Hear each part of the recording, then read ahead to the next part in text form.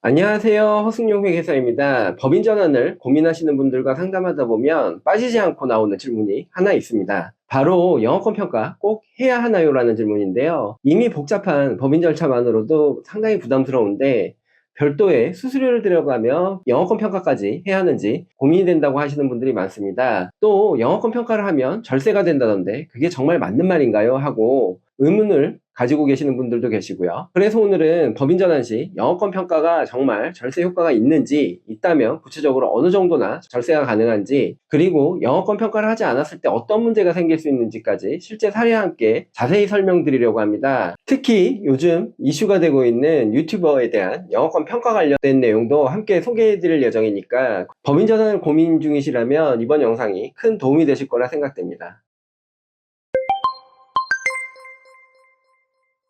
먼저 영어권이 뭔지부터 설명드리겠습니다. 만약에 대표님께서 5년이나 10년 이상 운영해 오신 개인 사업장이 있다고 가정해 보겠습니다. 업종에 따라 차이는 있겠지만 사업장 안에는 기계나 컴퓨터, 재고자산, 인테리어 등 눈에 보이는 여러 유형 자산들이 있을 텐데요. 그런데 실제로 그 사업이 수익을 창출하고 있는 진짜 원천은 무엇일까요? 바로 대표님들의 경험이나 오랜 고객과의 신뢰, 입소문, 그리고 탄탄한 거래처나 네트워크와 같은 보이지 않는 자산입니다. 이처럼 눈에 보이지 않는 사업의 핵심 가치를 만들어내는 무형의 자산, 이것을 우리는 영어권이라고 부릅니다. 즉 동일한 장비와 인테리어를 갖춘 가게라고 하더라도 어느 곳은 잘 되고 어느 곳은 안 되는 차이는 결국 눈에 보이지 않는 이 무형자산의 차이 때문인 건데요. 세법에서도 이 영어권은 자산으로 인정하고 있고요. 예를 들어 음식점이나 쇼핑몰을 다른 사람에게 넘길 때 받는 권리금 역시 영어권의 한 형태라고 보시면 됩니다. 그런데 중요한 건 법인 전환을 할 때 이 영어권을 적절히 평가하고 법인에 이전하게 되면 대표님은 이 영어권에 대한 소득을 잡게 되고 법인은 이 영어권을 자산으로 계상하면서 5년 동안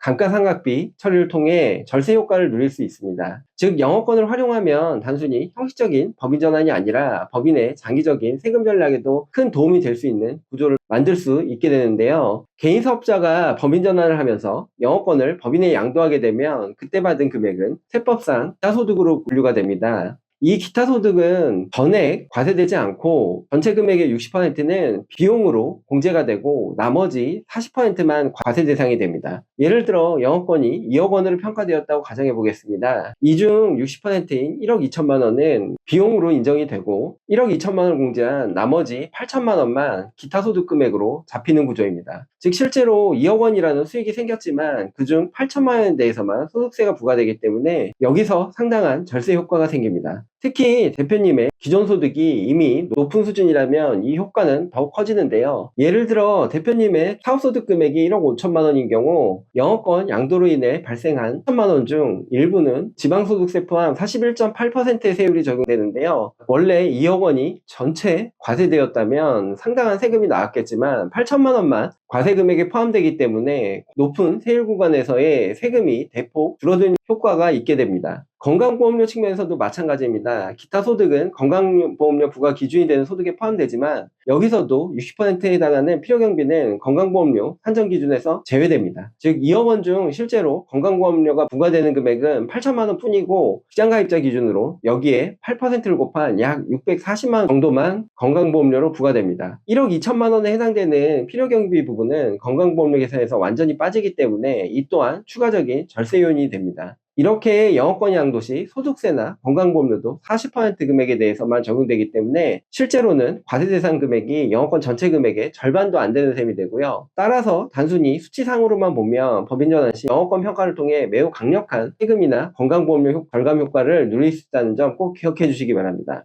지금 설명드린 내용을 구체적인 수치를 통해 자세히 설명드려 보겠습니다. 앞서 설명드린 예시와 동일하게 사업소득이 1억 5천만 원인 개인 사업자가 영어권 평가를 통해 2억 원으로 평가된 영어권을 법인 전환을 통해 법인에 양도하는 경우를 가정해 보겠습니다. 대표이사가 법인에서 받는 급여는 5천만 원이고 소득세 계산 시 기본공제 150만 원과 근로소득공제 그리고 근로소득 세액공제만 있다고 가정하겠습니다. 2억 원을 영어권 대가로 가져오는 것과 영어권 평가를 하지 않고 법인 전환 후 2억 원을 상여로 대표이사가 가져오는 것으로 비교해 보겠습니다. 먼저 첫 번째로 영어권 평가를 하는 경우를 보면 사업소득 금액은 1억 5천만 원이 되고 영어권 기타 소득은 2억 원에서 필요경비 1억 2천만 원을 제외한 8천만 원이 됩니다. 근로소득 5천만 원에서 근로소득공제 1225만 원을 공제하면 근로소득 금액은 3,775만 원이 됩니다. 이렇게 전체 종합소득 금액은 2억 6,625만 원이 되고 이 소득 구간에 적용되는 최고세율은 38%가 됩니다. 산출세액은 8,123만 5천 원이 되고 근로소득 세액공제 66만 원을 차감하면 소득세는 8,057만 5천 원이 되고요. 여기에 지방소득세 10%인 805만 7,500원을 더하면 총 세금은 약 8,863만 2,500원이 됩니다. 여기에 직장가입자 소득월에 건강보험료 2,080만 원을 더하면 소득세와 건강보험료의 총 합계는 약 1억 943만 2,500원이 됩니다. 이번에는 2억 원을 영업권 대신 상여로 가져오는 경우를 살펴보겠습니다. 첫 번째 영업권 케이스와 비교하면 근로소득인 상여는 근로소득공제만 적용되기 때문에 기타소득 8천만 원 대신 근로소득인 상여 2억 원이 더해지고 여기에 근로소득공제가 550만 원이 더 추가가 됩니다. 이렇게 되면 종합소득 금액은 케이스 1과 비교해서 1억 1,450만 원이 증가된 3억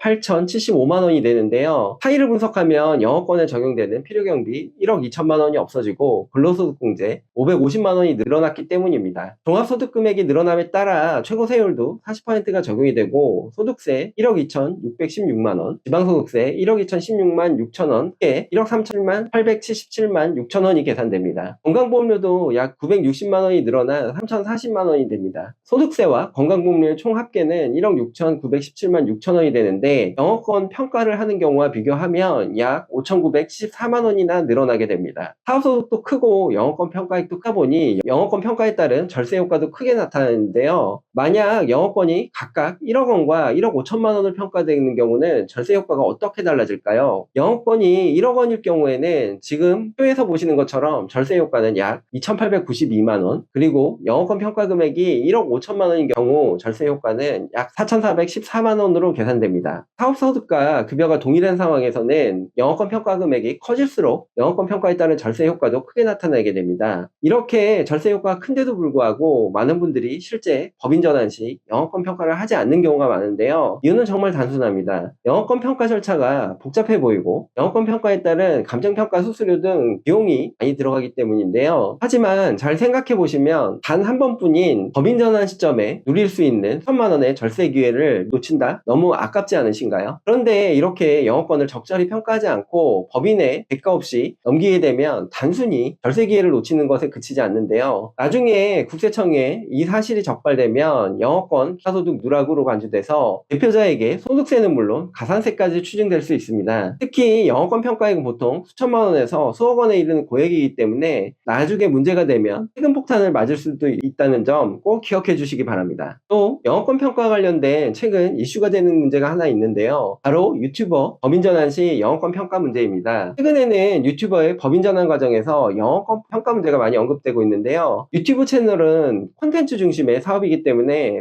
감정평가사들이 영업권이 아닌 저작권으로 평가하는 경우가 많아지고 있는데요. 그런데 여기서 중요한 차이가 있습니다. 저작권은 이미 만들어진 콘텐츠에 대한 과거 수익에 대한 권리이고 영업권은 향후 초과 수익을 창출할 수 있는 미래 수익 창출력에 대한 권리입니다. 이러한 성격적 특징 때문에 저작권은 영업권에 비해 평가 금액이 낮게 나올 수밖에 없고요. 더 결정적인 차이점은 저작권으로 평가되면 영업권과 달리 60%의 필요경비가 인정되지 않기 때문에 실제 지출한 비용 외에는 경비 처리가 되지 않습니다. 즉 영업권과 달리 소득세 절세 효과가 거의 없다는 이야기가 될 수 있는데요. 유튜버를 포함해 콘텐츠 기반 사업을 운영하시는 분들의 경우 영업권과 저작권을 어떻게 구분하고 평가하느냐에 따라 절세 효과는 수천만 원에서 수억 원까지 차이가 날 수 있습니다. 따라서 법인 전환을 고려 중이시라면 세무전문가, 감정평가사와 미리 충분한 상담을 통해 어떤 평가 방식이 본인의 사업에 적합하고 절세 효과를 누리는데 유리한지 미리 전략을 세우는 것이 중요하다는 점 꼭 기억해 주시기 바랍니다. 지금까지 영업권의 절세 효과에 대해 설명드렸는데요. 지금까지 설명드린 것처럼 영업권은 단순한 자산 개념이 아닙니다. 대표님의 사업이 쌓아온 무형의 가치이자 제대로 평가하면 1,000만 원의 세금을 아낄 수 있는 핵심 자산입니다. 법인 전환 시 영업권을 평가하면 소득세는 60%가 가산세가 필요 경비로 인정되어 소득세가 절감되고 건강보험료 부담도 절반 이상으로 줄어들게 되고요. 반면 영어권 평가하지 않고 별도의 대가 수령 없이 법인에 이전할 경우 단 한 번뿐인 절세 기회를 놓치는 것은 물론 추후 세청 세무조사에서 소득세와 가산세가 추징될 수 있다는 점 꼭 기억해 주시기 바랍니다. 영어권 평가는 선택이 아닌 필수입니다. 단 한 번뿐인 법인 전환을 통한 영어권 절세 기회 반드시 전략적으로 잘 준비해 주시길 당부드리면서 오늘의 영상 마치도록 하겠습니다. 이상 허승용 회계사였습니다. 감사합니다.